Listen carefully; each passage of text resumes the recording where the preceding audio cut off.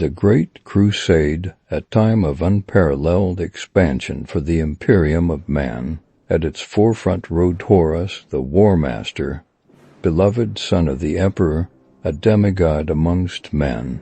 He was charisma personified, a brilliant strategist, a peerless warrior whose very presence inspired unwavering loyalty. Legions flocked to his banner, not out of fear, but out of genuine admiration. He wasn't just a commander. He was a leader who understood the hopes and dreams of his men, who shared their hardships and celebrated their victories. His ascent seemed inevitable, a natural progression towards a destiny that felt both preordained and richly deserved.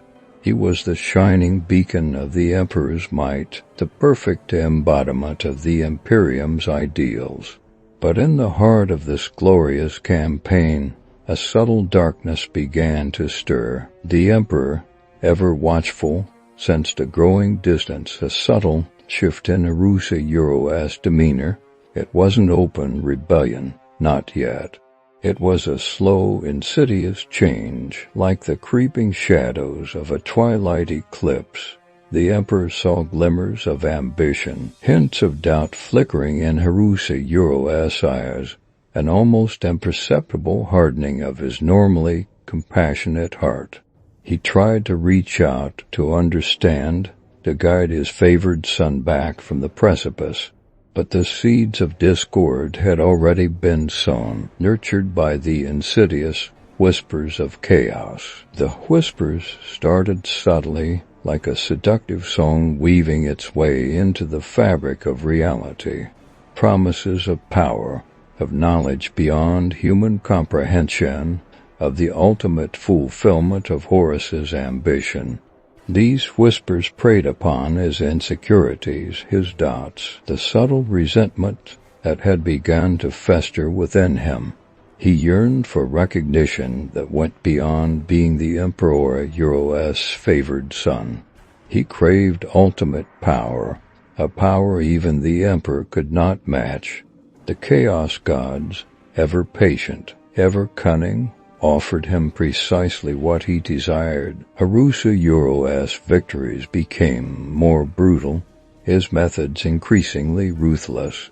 The noble ideals of the Great Crusade began to warp and twist under his command. His legions, once paragons of virtue, started to mirror his darker side. The subtle shifts in his personality became undeniable. The once open, communicative leader retreated into himself, his decisions becoming increasingly arbitrary and his pronouncements less concerned with the well-being of his troops. The cracks in his section aid began to widen. The other Primarchs, brothers in arms, started to express their concerns. They sensed the shift, the darkness growing within Horus. But Horus, adept manipulator that he was, dismissed their fears, twisting their concerns into accusations of disloyalty. He cleverly sowed seeds of dissent amongst his brothers, turning them against each other, subtly isolating himself from any meaningful opposition. The seeds of his rebellion were now well and truly sown. The heresy erupted. A galaxy-spanning civil war ignited, tearing the Imperium asunder. Horus, at the head of his traitor legions, unleashed the full fury of his wrath upon his former brothers. The Loyalist legions fought bravely, but they were outmatched, outmaneuvered, and slowly ground down by the overwhelming might of the Warmaster Lupercal's forces. The dream of unity shattered, replaced by a brutal reality of betrayal and bloodshed. Horus had achieved what he sought, absolute power. He controlled half the Imperium at Lupercal's might, a devastating army at his command, poised to strike the final blow against the Emperor himself.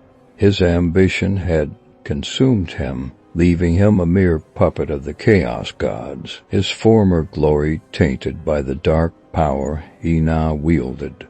His victory felt hollow, cold, and ultimately meaningless. The Emperor, wounded but unbroken, watched as the Imperium he had built crumbled around him. The betrayal of his son, the catastrophic scale of the heresy, left him both physically and emotionally ravaged.